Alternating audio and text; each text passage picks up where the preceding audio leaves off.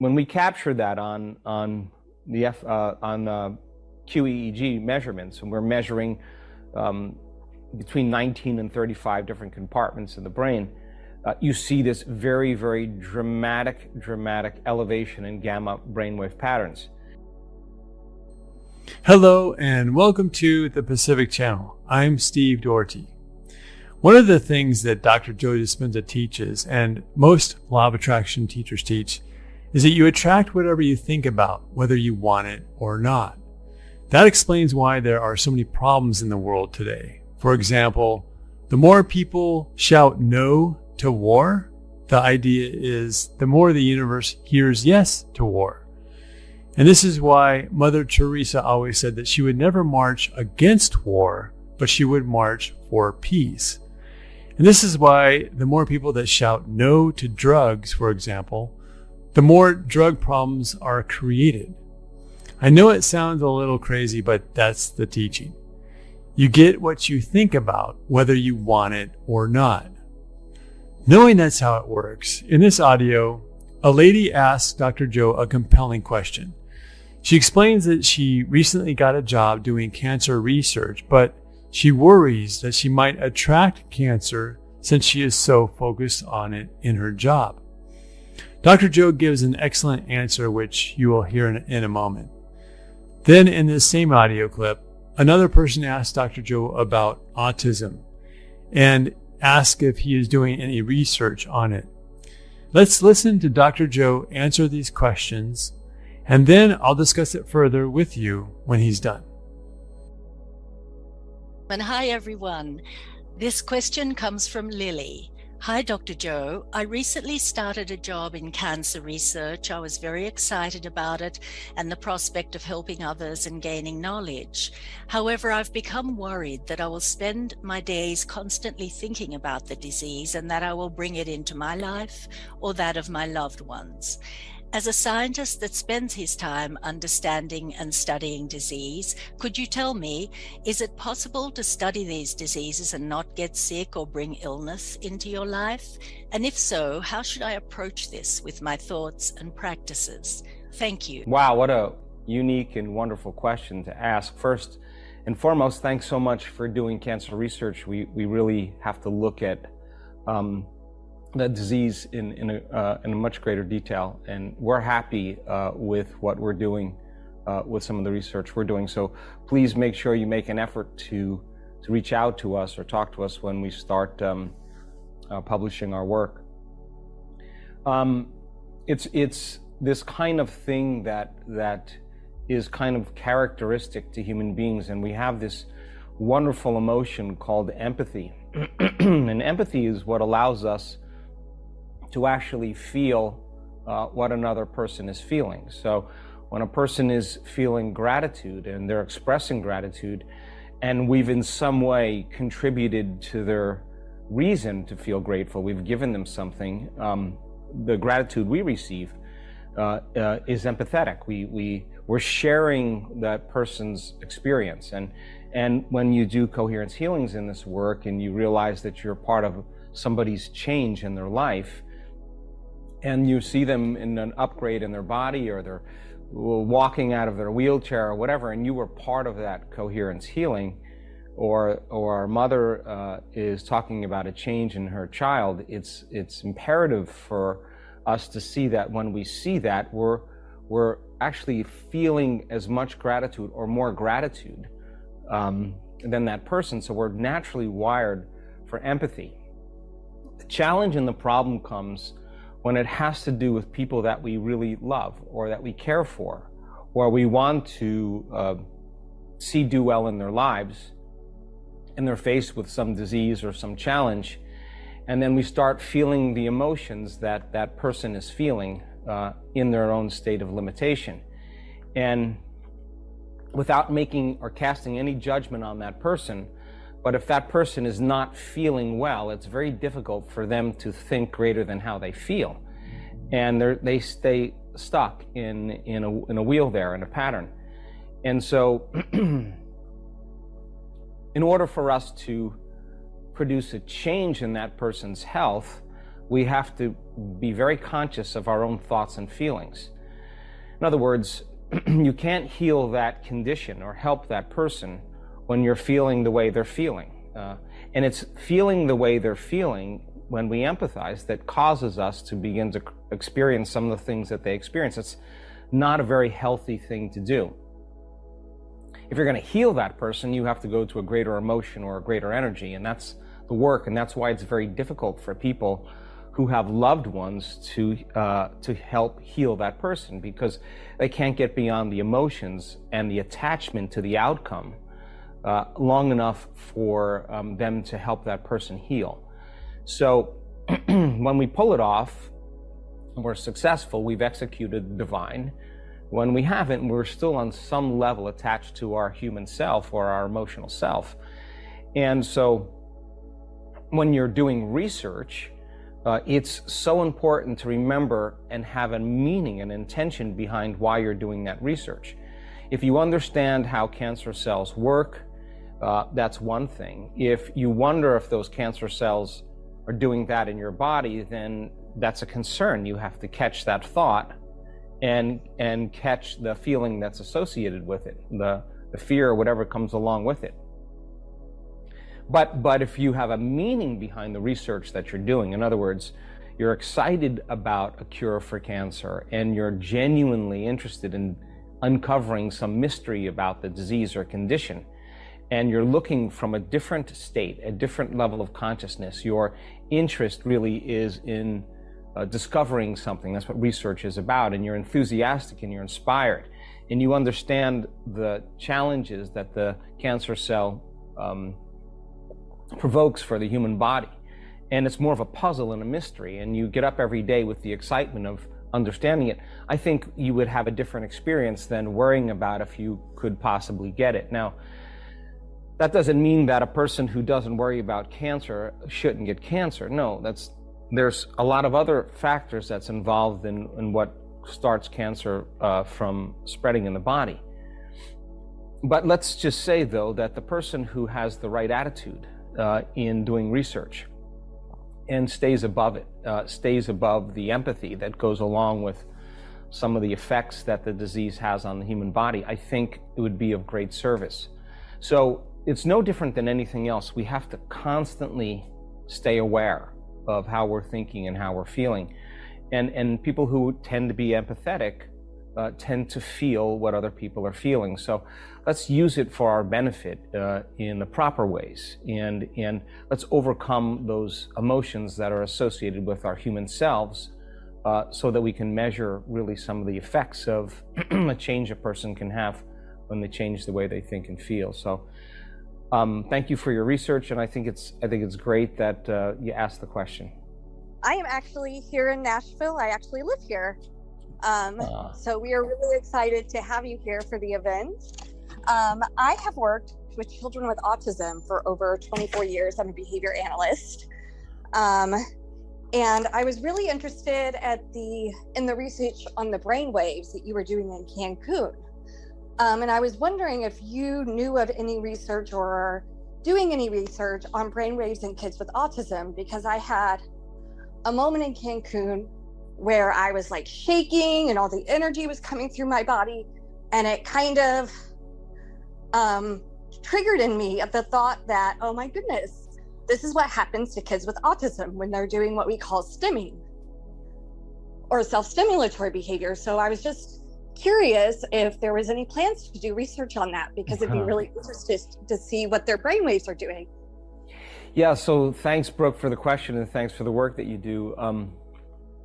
One of the things that I've looked at with autism is really how the nervous system and the brain actually function. Now, as you know, there's a whole spectrum, but let's just say for the autistic brain, there tends to be a very active frontal lobe, like an overactive frontal lobe.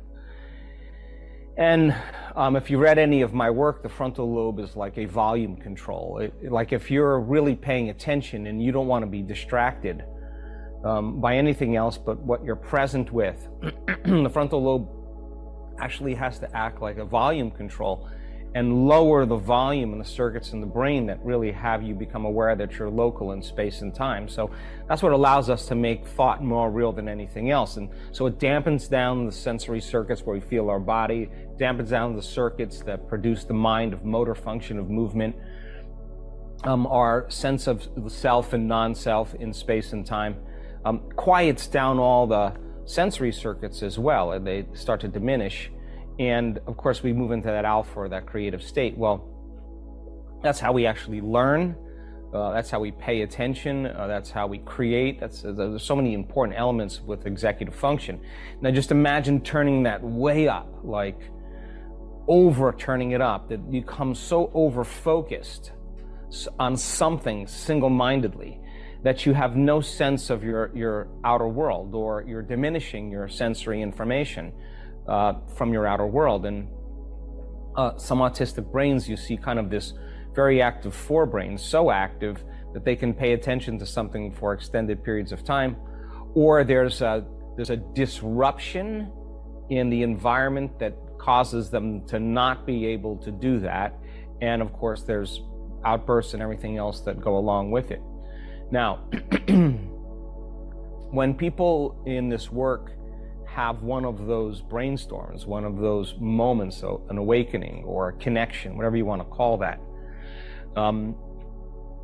when we capture that on QEEG measurements, and we're measuring between 19 and 35 different compartments in the brain, you see this very, very dramatic elevation in gamma brainwave patterns. Really significant arousal. But very organized and very coherent. Now, for some people, and it's happened to me enough times, that's just not an energy that the nervous system is used to processing. And so it's got to accommodate for that increase in energy. And a lot of times that increase in energy is so intense for the nervous system that it causes the body to convulse or to move randomly or begin to move out of control.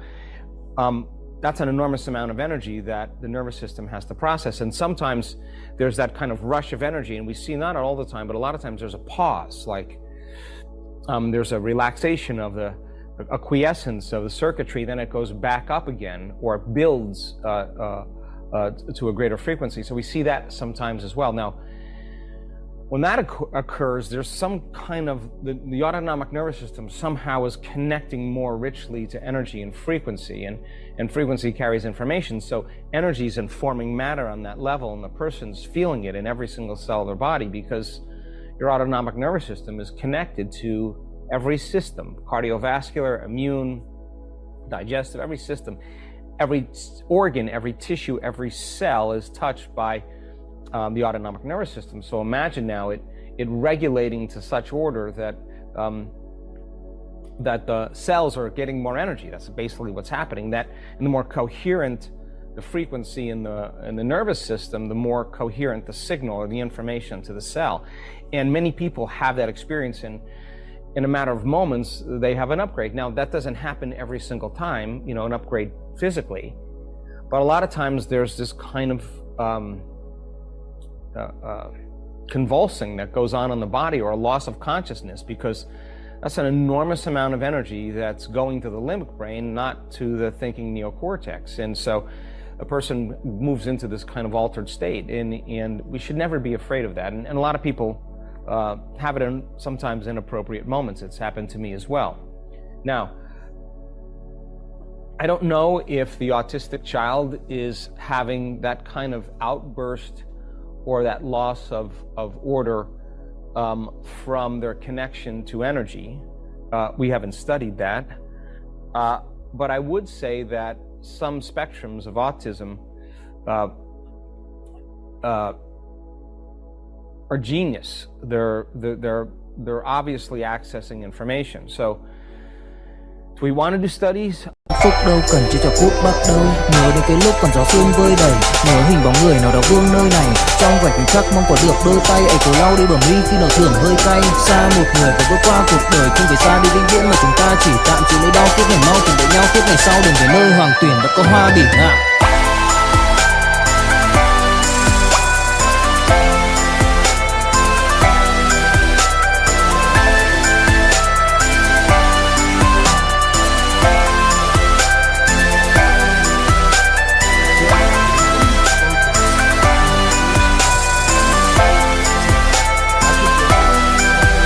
they haven't really done much research on autism, but that he wants to. So with the first question, Dr. Joe explains that one of the problems that we can get ourselves into when we want to help someone heal is showing too much empathy towards the person, especially if it's a relative or someone we are close to or someone we love. You may identify as an empath yourself, able to feel what other people feel to the point where you are equally affected emotionally and even physically. I know because that happened to me a couple of times, and one of the main times was when my dad was close to transitioning or dying back in 2008. I was taking care of him for years and very close to him, so naturally I empathized with his situation. But by doing that, by feeling everything he was going through, I attracted one of the most serious physical ailments that he had in the last 3 days of his life. I couldn't believe it. It was the exact same thing. It's an embarrassing topic, and I don't really want to mention it if you don't mind. At the time, I didn't have any health insurance. I couldn't go to a doctor, and if I had, I'm 100% sure that they would have wanted to do emergency surgery on me. It was so bad that I couldn't go meet my brothers at the Forest Lawn mortuary to pick out a coffin for my dad. I remember thinking to myself, okay, well, this could be it for me too. I guess I'll either die or heal. It's your choice, I told my body. I was already kind of into this stuff, so I was surprised that I had attracted this, right? The good news is that once I let my resistant thoughts go and just stopped worrying about it, my physical problem went away as fast as it came to me. The point is that when it comes to our loved ones, we may be too close to do much good, right? You may not be able to keep from caring too much like I did. But let's get back to the other point about working around something that is negative, like the subject of cancer. Will you attract cancer if you work in a cancer research facility? Dr. Joe said something very important, and that is that it's all about your attitude, right? You really have to be careful with your thoughts. If you worry about getting cancer because you are working around it, that's not a good place to be. That's not a good feeling to have, and you are more likely to attract it. But if you know that you can't get it unless you allow your vibration to lower, then you have no reason to worry about it. I know I'm getting off the subject here a little bit, but there's a book by Louise Hay called You Can Heal Your Life. And in it, somehow she connects many physical ailments like cancer with a negative thought that probably attracted it. So here's the book. It's called You Can Heal Your Life by Louise Hay. And in it, she has like one column for the physical ailment that a person might experience, and another column for the probable cause. And then the third column is what you should think in order to alleviate the problem, right? Or to get Tưởng có duyên số nhưng nếu em cho số đảm bảo mình nên duyên đấy. Từ khi gặp em Google hết tác dụng bởi em là tất cả những gì anh cần tìm, giống một kho báu để ngăn người khác bước tới. Đối đầu thế giới anh cũng sẵn sàng cân tím, ghét phải lặng im coi em như cô bạn. Nỗi nhớ đong đầy bao giờ mới khô cạn, khoảnh khắc bên nhau thời gian như ngừng trôi vì em sở hữu sự hấp dẫn vô hạn. Yêu đơn phương cảm giác khó đọc tên, mọi thứ mù mịt giống như đứng trước bão. Mãi hy vọng chờ đợi ngóng trông đến ngày nụ hôn đó sẽ một lần được trao. Hương thơm ngọt ngào vương trên mái tóc em, gây nghiện cực mạnh anh ngày đêm ước ao. Quỳnh là loài hoa đẹp nhất trong bóng đêm, cuộc đời này u tối đang cần em bước vào. Đưa cho anh cái bản đồ vì anh sắp lạc bên trong đôi mắt kia. Hãy đưa cho anh cuốn từ điển vì cảm xúc. all of the past. I choose to fill my world with joy. I love and approve of myself. So a lot of it is about letting go of the past, forgiving yourself, forgiving others, and just releasing all that negativity. So the point is that your body responds to your thoughts and will manifest illness if you think negative thoughts, and wellness if you think positive ones. So choose the good thoughts and you'll be fine. If you like this video, please like, subscribe, and share it with your friends and family. The world needs this information. So many people are unnecessarily suffering because they don't know about this stuff. And also, please leave a comment below about what you think about this video. Thanks for watching. Have a great one, and I'll see you in the next video.